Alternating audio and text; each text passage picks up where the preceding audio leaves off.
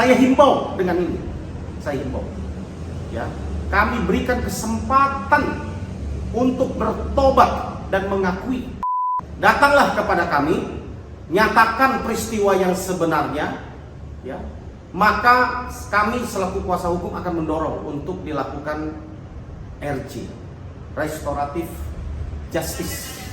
Cuma anehnya dari putusan sidang disiplin yang didapat oleh Komnas HAM itu ternyata yang diputus bersalah itu bukan Rudiana, Pak.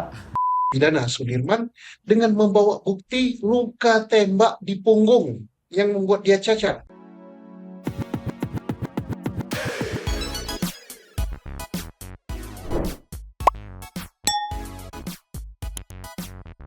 Nyo, Mang Santuy People.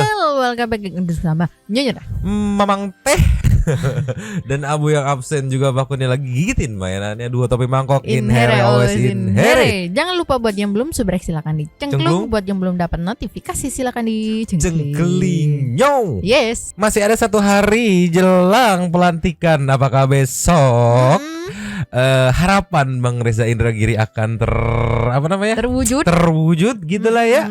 Sambil menunggu hari ini sepertinya sudah sampai jam 4 tidak ada update hasil investigasi dari tim sus ya.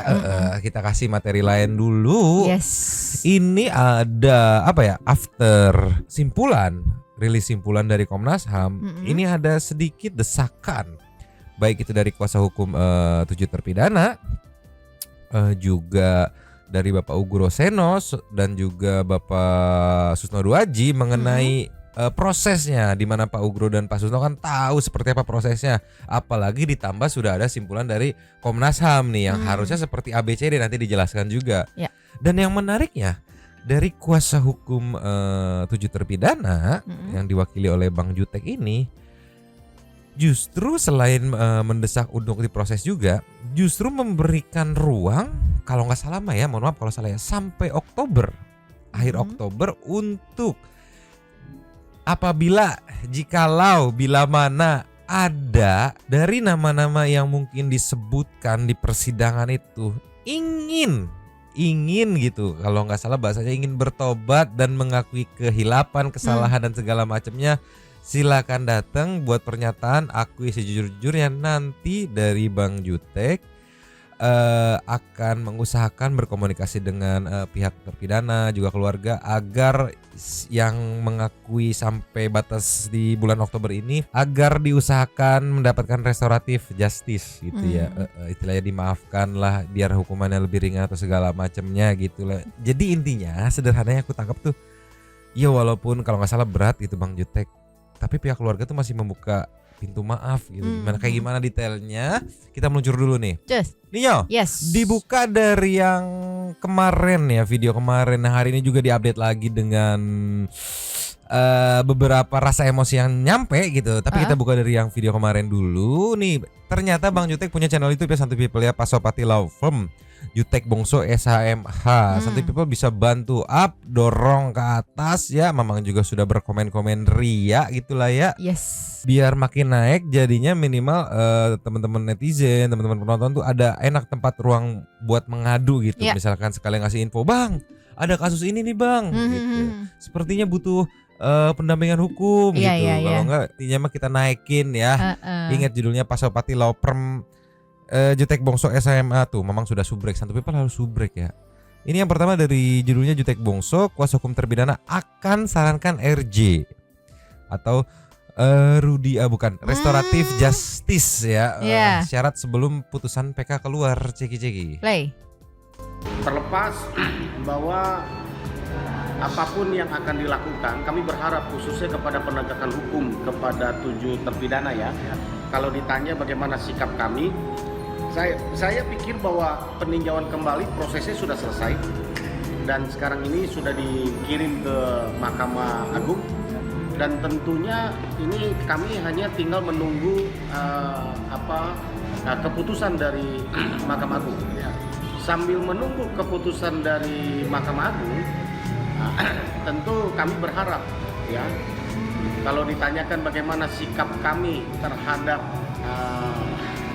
orang-orang yang disebutkan ya di dalam persidangan ya. Ada beberapa orang ya.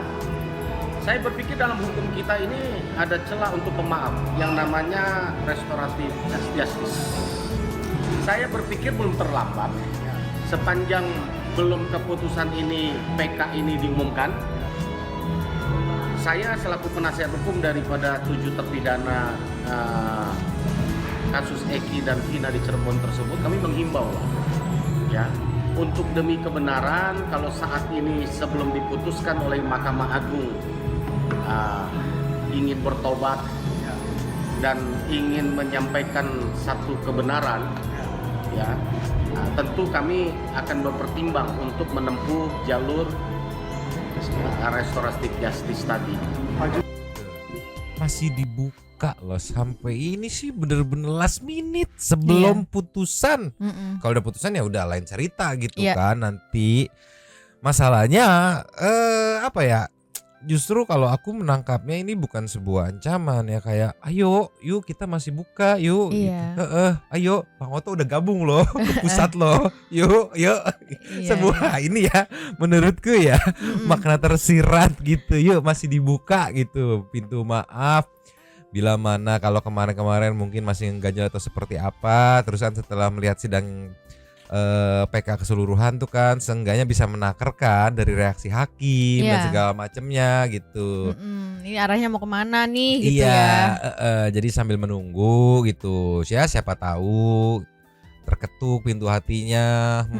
Karena kan selama proses sampai sekarang tuh kan pasti banyak banget teman-teman netizen yang selalu menyisipkan di dalam doanya lewat jalur langit gitu kan. Yuk masih ada, jadi masuk ke klasternya Dede gitu ya, yang iya memang 2016 melakukan kesalahan, tetapi di 2024 dengan gentle mengakui gitu. Tim kuasa hukum pun akan mengusahakan agar bisa mendapatkan RJ ya, atau restoratif justice. Jadi justice gitu.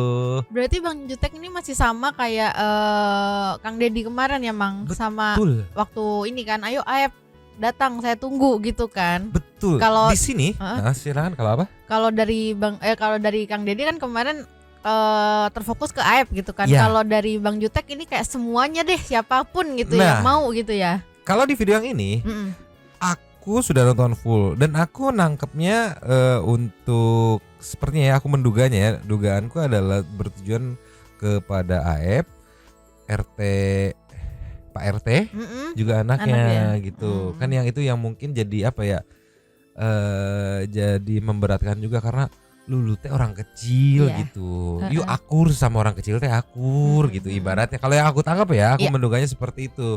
Tapi di video kedua yang baru rilis tadi meluncur, Ninyo, masih dari Pasopati Law Firm Jutek Bongso. Di video yang terbaru bisa kita lihat 1 jam yang lalu. Santu People wajib nonton full ya. Kita dorong, kita ramaikan biar banyak channel-channel dari kuasa hukum gitu yang mungkin bisa jadi tempat apa ya, pengaduan gitu ya bagi para netizen itu ya. Ada Bu Titin, juga ada channel Pak Tony, ada Bang Jutek nih. Jadi banyak nih. Jadi minimal netizen ada, aduh kalau gue nanti amit-amitnya kesandung gimana, minimal gue bisa ngadu itulah ya. Sama bisa melapor, Bang ada yang lagi viral di sini nih, butuh pembelaan, mungkin bisa bantu gitu. Nah ini dari video yang baru dengan judul Jutek Bongso kuasa hukum 7 terpidana menghimbau dia clickbait loh. Mama mau starting dari menit 3:23. Santu People wajib nonton fullnya. Di sini ada apa ya, sedikit penjelasan mengenai simpulan Komnas HAM yang bisa dibilang ya ada kesamaan dengan simpulan LPSK gitu. Dan ya seperti biasa menekankan untuk di follow up lagi gitu. Masa jangan cuman sekedar simpulan terus ada pihak terkaitnya tidak mau nge-follow up gitu. Seperti apa videonya? Ceki play. Ada prinsip yang sama ya, yang saya tangkap dari pernyataan LPSK dan juga pernyataan Komnas HAM, yaitu sama-sama menduga ada terjadinya penyiksaan yang dilakukan selama proses penyidikan di Agustus 2016 yang lalu terhadap para 7 terpidana yang saat ini didekam atau masih mendekam menjalani penjara seumur hidup di lapas ya Kesambi Cirebon. Ini sungguh ironis buat mereka, Mbak Clarissa. Kenapa? Ya, bahwa mereka ini secara fisik sudah menjalani ini 8 tahun atas apa yang dilakukan secara menurut kami salah ya, secara prosedur yang mereka tidak boleh dihukum atas hal ini. Ya, ini sungguh ironis, secara fisik, secara sikap atau secara hukum mereka sudah menjalaninya selama 8 tahun. Ya, ini bukan persoalan yang mudah karena masa depan mereka, masa muda mereka sudah dikorbankan. Ya, menjalani peristiwa yang kami juga menduga ya atas kesalahan. Boleh ada yang mengatakan ini pengadilan sesat, Pak ya, peradilan sesat, ada yang mengatakan ini kasus direkayasa dan sebagainya. Ini sungguh memilukan buat kita ke depan atas apa yang mereka tidak lakukan. Mereka mengorbankan masa depan mereka. Mereka sudah menjalaninya sekali lagi 8 tahun di lapas dan mereka menghadapinya dan mereka mengorbankan masa depan mereka. Ada yang mau menikah 2 minggu lagi, saat itu tidak jadi menikah. Ini sungguh ironis. Bahkan ada orang tua dari para terpidana ini yang stres dan akhirnya meninggal ketika peristiwa ini mereka jalani. Ya, kemudian keluarga mereka begitu terbebani ya atas peristiwa yang sudah terjadi. Saya berpikir bahwa ini sungguh hal yang harus kita perhatikan sekali lagi dengan adanya rekomendasi dari Komnas HAM dan juga LPSK ini. Sekali lagi, selaku kuasa hukum daripada terpidana, ya 7 terpidana yang masih mendekam seumur hidup di lapas Kesambi, kami memohon ya lembaga yang terkait, dalam hal ini kepolisian, untuk segera menegakkan keadilan, menegakkan aturan rekomendasi yang sudah dibuat oleh Komnas HAM dan LPSK ini. Demikian Pak Lapas. Iya, jadi kalau misalkan kita flashback ke beberapa bulan lalu, ya masih oke lah kalau misalkan masih tarik ulur, investigasi berulang kali gitu. Karena kan balik lagi belum ada rekomendasi. Tapi ngelihat posisinya sekarang, bisa kita lihat juga kondisi hakim gimana di sidang PK gitu kan. Terus juga ada rekomendasi dari LPSK, ditambah rekomendasi dari Komnas HAM. Berarti kurang lebih ada 2 rekomendasi dari lembaga negara gitu kan. Ya terus apa ya? Kalau pertanyaan sederhana aku, nunggu apa lagi gitu untuk pihak terkait bertindak, memutuskan simpulan gitu. Nunggu apa lagi gitu? Udah 2 gitu, mau sampai berapa gitu? Apa perlu misalkan harus 5 lembaga negara atau 6 lembaga negara gitu? Kayak gimana gitu? Makanya melihat impactnya tadi udah dijelaskan sama Bang Jutek, yang 2 minggu lagi mau nikah terus gagal. Ada yang orang tuanya ya sampai kepikiran ngedrop, yang akhirnya ya mohon maaf turut berduka gitu kan, meninggal gitu kan. Dan juga yang bisa kita lihat di channel Kang Deddy, ada beberapa orang tua yang sampai habis-habisan jual rumah demi ya aduh. Tapi yang apa ya, aku dengarnya perih, tapi satu sisi aku terharu dan respect abis, karena balik lagi yang tadi di video awal Bang Jutek tekenin gitu, bahwa pihak keluarga pun masih ibaratnya, kalau dari Kang Deddy kan waktu itu ngomong pihak keluarga tidak akan menuntut kerugian kepada negara. Iya. Ya. Terus ditambah lagi yang terbaru adalah masih membuka hati untuk restoratif justice ya, atau pemaaf gitu, memaafkan gitu, agar ya namanya orang bisa bikin salah gitu ya, walaupun sudah 8 tahun gitu ibaratnya sudah jelas dirugikan, tapi masih membuka hati untuk memaafkan gitu. Iya, karena poinnya yang aku tangkap ya dari keluarga terpidana dan terpidana khususnya ya, itu kepentingannya cuman mereka pengen kebenaran terungkap dan mereka pengen bebas, udah cuman itu doang. Gak mau yang balas dendam harus dihukum segala macam gitu. Nih kita lengkap ke menit berikutnya meluncur.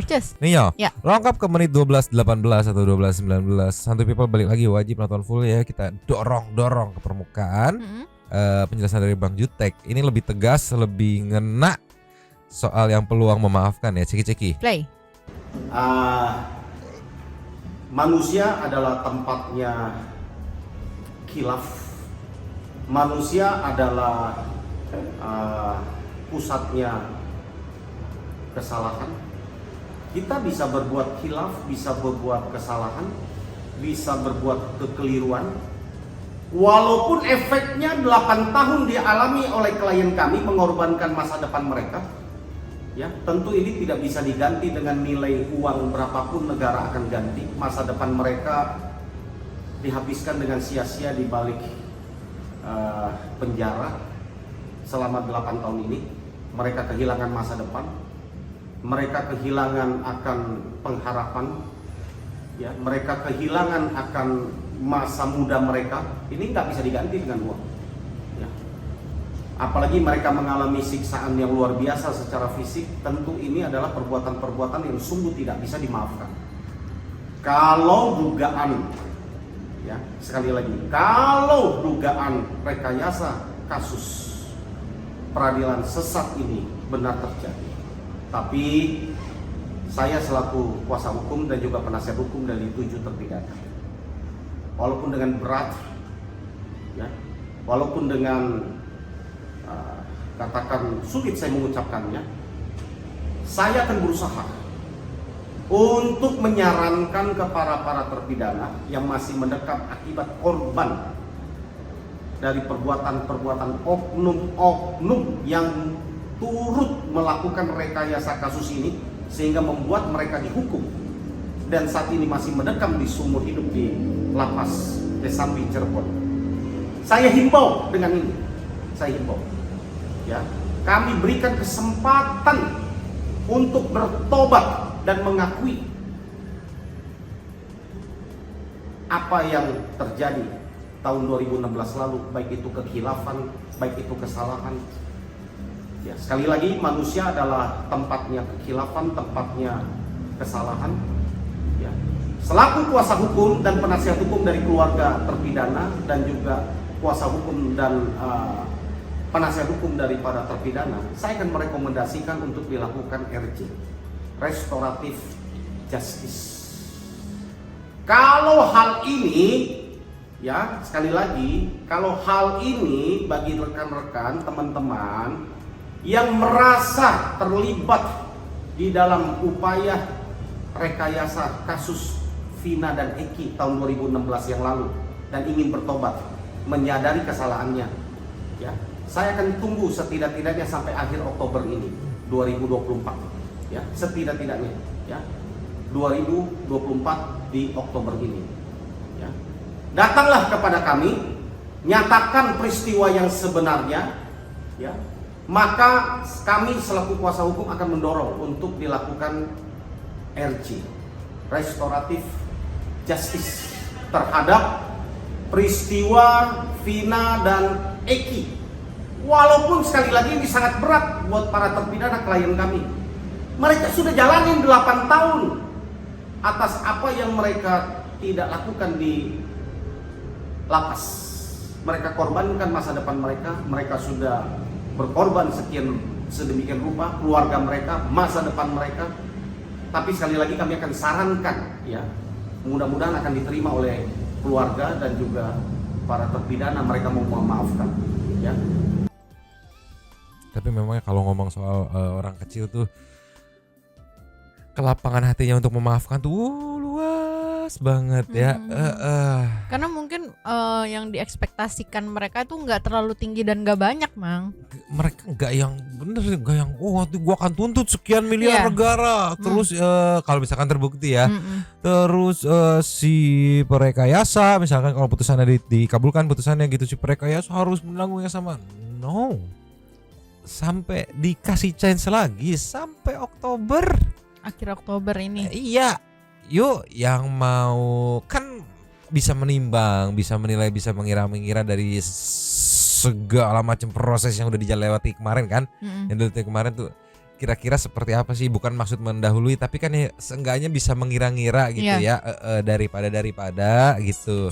Bisa kita lihat kondisinya sekarang Dede Liga Akbar tuh lebih tenang gitu ya, kalaupun nanti ada hukuman yang datang gitu untuk mereka ya seenggaknya lebih ringan gitu, atau bahkan mungkin bisa untuk tidak ada hukuman sama sekali atau seperti apa gitu.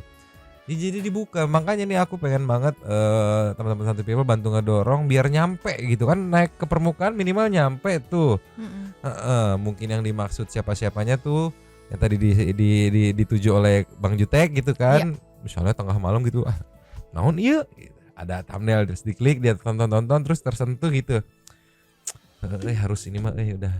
Misalnya gitu. Makanya kita bantu dorong ke permukaan gitu. Tapi kalau yang statement Bang Jutek di sini tuh kayaknya buka kesempatannya buat semua pihak ya, Mang ya? Iya, ke semua pihak yang disebutkan di persidangan gitu ya. Kalau yang video sebelumnya itu tadi terkesan hanya ke A, terus Bapak P dan adik K gitu. Kalau ini lebih ke semuanya ya memang apa namanya, pertobatan tuh nggak lihat buat siapa ya. Yuk jadinya kita bantu dorong biar nyampe gitu, biar nyampe. Sekarang kita ke nextnya. Ninyo. Ya. Munculnya simpulan dari Komnas HAM di follow up oleh Pak Tony untuk bertanya kepada Pak Ugro, di mana Pak Ugro selain mantan Wakapolri juga mantan Kadif Propam gitu yang biasa menindak gitu kan. Nah, seperti apa sih prosedurnya setelah simpulan ini muncul gitu, langkah yang seharusnya berjalan itu seperti apa? Ceki. Pak, tahu nggak perkembangan terakhir ada muncul hasil atau rekomendasi dari Komnas HAM? Ya. Ada 3 ya yang dibuka, yang diungkap ke publik. Ternyata dulu itu ada pelanggaran HAM ya. Bahkan oknumnya itu sudah ada putusan sidang disiplin, tapi anehnya sanksinya cuma teguran tertulis kan itu. Nah, 3 hal yang dilanggar itu ya. 1, bebas dari kesewenang-wenangan saat menangkap, berarti kan ada kesewenang-wenangan. Kedua, tidak adanya penasihat hukum. Dan ketiga, adanya penyiksaan. Cuma anehnya, dari putusan sidang disiplin yang didapat oleh Komnas HAM itu, ternyata yang diputus bersalah itu bukan Rudiana, Pak. Padahal yang mengamankan kan itu Rudiana CS, tetapi yang diputus bersalah dalam sidang disiplin adalah anak buahnya, 1, dan yang kedua penjaga tahanan. Sementara Rudiana tidak ada dalam informasi dari Komnas HAM tersebut. Nah, oleh karenanya terkait banyaknya kesaksian di persidangan, para terpidana yang menyebut bahwa Rudiana nih diduga ikut melakukan penyiksaan, tetapi dalam putusan itu tidak ada. Tetapi di sisi lain, Pak Rudiana ini sudah dilaporkan oleh pengacara para terpidana atas dugaan penganiayaan yang sekarang ini lagi berproses. Nah, pertanyaan saya kepada Bapak mantan Wakapolri, bisa tidak meskipun lagi ditangani Bareskrim, kemudian Propam ini ikut juga menangani memeriksa Rudiana, seorang anggota polisi, atas dugaan penganiayaan atau penyiksaan? Boleh tidak, Pak? Ya, sebetulnya Propam tidak harus menunggu ada suatu proses pidana yang dilakukan atau diduga dilakukan oleh anggota. Iya. Jadi secara kasat mata saja, ya kan, pelanggaran-pelanggaran etika yang dilakukan oleh anggota yang tidak berbau pidana misalnya, ada berkaitan dengan etika perorangan. Misalnya dia tidak menghormati harkat martabat wanita di situ misalnya. Iya, misalnya. Yang bilangnya ada pria, ada wanita, ada anak dan sebagainya. Kemudian ada berkaitan dengan etika kesatuan. Kemudian etika bermasyarakat. Iya. Dan etika bernegara. Iya. Nah, ini bernegara ini berkaitan dengan misalnya aturan dia tidak boleh membocorkan rahasia negara dan sebagainya. Ini cukup berat. Jadi kalau misalnya ada anggota sekarang diduga melakukan penganiayaan. Nah, kalau secara kasat mata bisa dibuktikan penganiayaan, sebetulnya secara etika profesi dia sudah melakukan pelanggaran etika profesi. Etika profesi, etika organisasi. Ya, ini harusnya tetap diproses. Jadi itu berjalan mendahului pidana juga bisa, paralel boleh. Tapi kalau dia menunggu pidana tuntas, ini nanti yang menimbulkan ketidakpastian. Contoh, orang melakukan tindak pidana korupsi, ya kan? Mungkin usia dinasnya tinggal 2 tahun. Iya. Nah, kalau sambil nunggu keputusan inkrah, dia tidak akan diberhentikan tidak dengan hormat. Iya, keburu pensiun. Keburu pensiun. Betul, Itu kan betul. nggak adil. Iya. Jadi sebetulnya putusan etika profesi atau propam itu bisa mendahului sebelum pidana. Jadi kalau ada anggota melakukan pembunuhan, diproses dulu etika profesi PTDH sehingga dia di dalam proses pidana pembunuhan tadi sudah bukan status anggota polisi. Gitu. Iya. Berarti sekali aku tangkap ya, mohon maaf kalau salah ya, tidak perlu nunggu laporan terlihat di kasat mata aja, harus proses gitu kan. Nah ini aku ngebayangin apalagi sudah ada laporan masuk, Ya. terus kesaksian di sidang PK, ditambah kesimpulan LPSK, kesimpulan Komnas HAM gitu. Ya kali nggak satset gitu, kayak Ya. nunggu apa lagi, triggernya sudah terpenuhi nih gitu. Sama nggak bisa lagi berarti nunggu alasannya nanti nunggu proses pidana, karena tadi barusan dijelasin sama Pak Ugro justru lebih better tuh kalau sebelum proses pidana, karena nanti di sidang biar statusnya sudah diberhentikan gitu kan. Berarti persis banget sama kayak dulu kasus FS gitu kan, PTDH dulu, pemberhentian tidak dengan hormat gitu. Iya, proses yang tadi dimaksud Pak Ugro Seno juga ikut apa ya, mungkin bisa dibilang sedikit banyak secara tersirat untuk mendorong proses yang sekarang gitu, karena udah ada simpulan, udah ada kesaksian gitu kan. Ini proses gitu, sekaligus menekankan kalau ya ini oknum loh gitu, bukan the whole institution gitu. Berarti apakah bisa diartikan juga, Mang, maksudnya kayak kemarin kan udah ada tim sus tuh yang meninvestigasi gitu kan. Jangan nunggu hasil PK keluar, ya umumin aja sekarang nggak apa-apa kok gitu ya. Sederhananya gitu, sederhananya mah gitu. Jadi pabelit mamang ngomong teh lihat. Sederhananya mah gitu. Udah ini lembaga, 2 lembaga, kemarin ada sidang segala macam. Iya udah gas aja, nggak perlu nunggu ibaratnya mah ya. Nah selain Pak Ugro Seno tadi kan yang pertama dari kuasa hukumnya, terus nih Pak Ugro Seno, ditambah ini idolanya para santuy people, Pak Susno meluncur. Nih ya, di video Pak Susno kemarin dengan judul bagaimana perkembangan laporan penasihat hukum 8 terpidana di Bareskrim Polri. Ya starting dari menit 017 Zeki. Kita bicara tentang laporan dugaan kesaksian palsu ya Pak, yang sudah dilaporkan oleh para penasehat hukum kepada Bareskrim. Sudah beberapa waktu yang lalu sih Pak, kalau bicara bulan sudah lebih dari sebulan. Itu tentang dugaan itu bagaimana ya Pak? Ini yang diharapkan oleh masyarakat ya. Iya. Pertama kita terima kasih dulu pada Kapolri dengan hebohnya perkara Vina dan Iki Cirebon. Kapolri membentuk tim khusus, gitu. Tim khusus yang terdiri anggotanya Bareskrim, Propam, Irwasum, kemudian siapa lagi kita nggak tahu ya. Sorry dipotong, siapa lagi kita nggak taunya ini yang mencurigakan nih. Apakah ada dari pakar-pakar? Ya mohon maaf dipotong ya, mohon maaf. Balik lagi. Gitu. Tim khusus yang terdiri anggotanya Bareskrim, Propam, Irwasum, kemudian siapa lagi kita nggak tahu ya, lengkap, yang menyidik atau yang mengaudit jalannya perkara 2016 sampai dengan 2024. Terakhir kasus sampai ke Peggy ya, yang diduga Peggy Peron. Nah, bagaimana hasil daripada tim ini kita nggak tahu, belum diumumkan, belum dipublikasi. Hasil tim itu belum jelas. Para penasihat hukum dari 8 terpidana mengajukan laporan kepada Bareskrim Polri bahwa satu, terjadinya rekayasa perkara dari lalu lintas ke pembunuhan. 2, terjadinya kesaksian palsu di pengadilan yang diberikan oleh Aep, Dede, Liga Akbar, terus Pasren, anaknya Kavi, dan lain-lain. Termasuk juga dugaan adanya penyiksaan atau penganiayaan terhadap pada terdakwa. Dan ini kita yakin bahwa kedua tim ini sudah berjalan dengan bagus, yaitu tim untuk menyelidiki dan menyidik perkara laporan dari penasihat hukum, dan tim yang mengaudit jalannya penyidikan 2016 sampai dengan 2024. Hanya hasilnya yang kita belum tahu.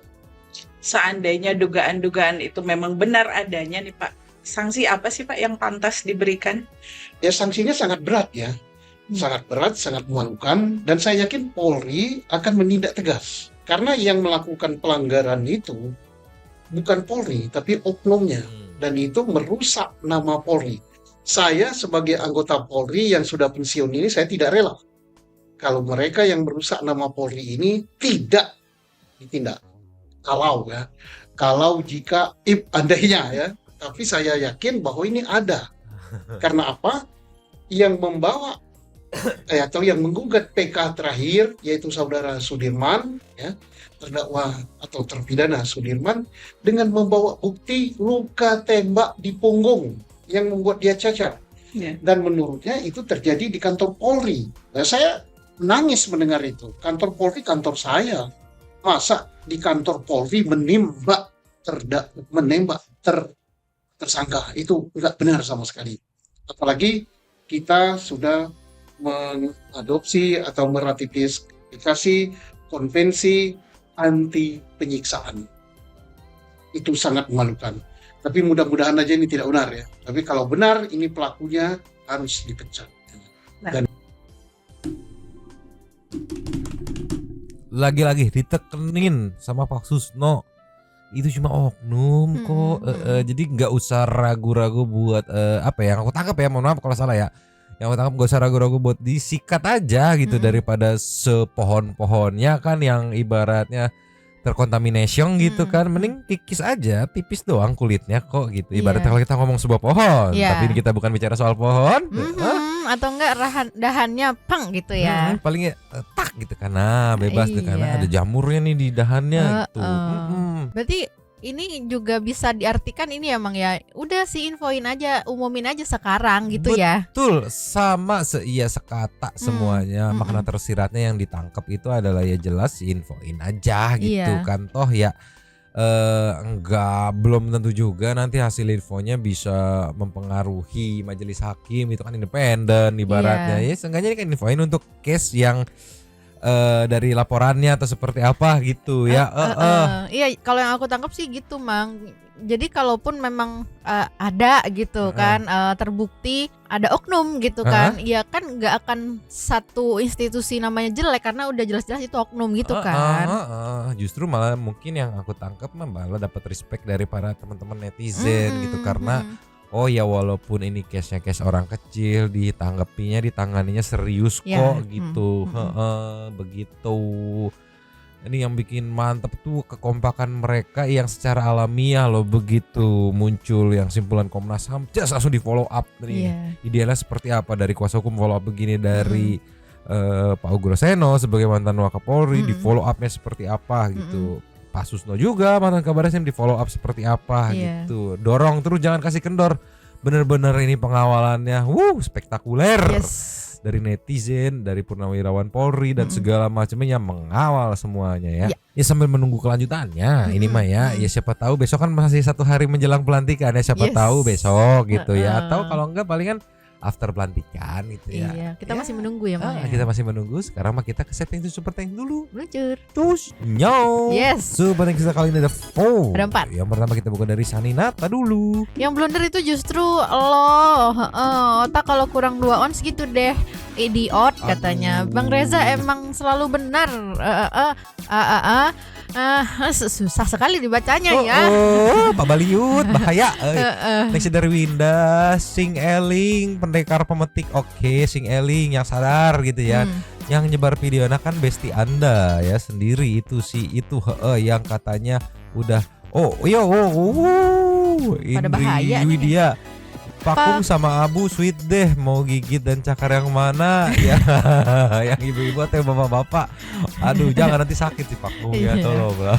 Nirmala punten numpang lapak, jangan lupa up lagi video orang-orang Indicrot dan ahli firasat dulu Mang, jangan biarkan mereka tidur nyenyak. Sip, tapi itu biar lebih enjoy minimal aku atau Mamang sama Nyonya harus nunggu putusan dulu sama Kalau bagus sih nunggu hasil ini ya, hasil apa namanya? PK. Biar straight to the point gitu ya. Nextnya dari Inedit Promenader. How come kupat sayur nggak tahu siapa yang menyebarkan kupat sayur, botol sayur. Pecah kongsi gitu. Gimmick apa lagi nih eng ya. Day Pradana. Kalau terus ini Nirmala kan tadi udah, ini kita last Adrianto. Adrianto ya. Malam kan numpang lapak ya. Aduh ini nggak full nontonnya ya, sepenggal-penggal. Itu video dari salah satu rekan Anda. Apakah ini bertanda kalau sudah cuci tangan? Aduh mantap nih Bang Reza Indragiri. Saya masih setuju banget sama Nyomang kalau Bang Reza ini adalah salah satu tim khusus di kasus ini. Curigation kita mah ya. Curigation. Habis sok atuh. Terima kasih kepada para Sultan Santuy ya sudah memberikan super thanks kepada kita dan juga memberikan ruang kepada Santuy People yang lain untuk berkomen-komen, bertisap-tisap, bersilaturahmi dan juga menyampaikan aspirasinya di kolom komen di bawahnya. Terima kasih sudah menonton, lanjut di komen seperti biasanya Judan. Mamang, si Abu yang tidak datang sampai akhir video, dan si Pakun yang masih lulungu tapi mau barbar. Dua tepi mangkok. Cabut dulu dan ciao.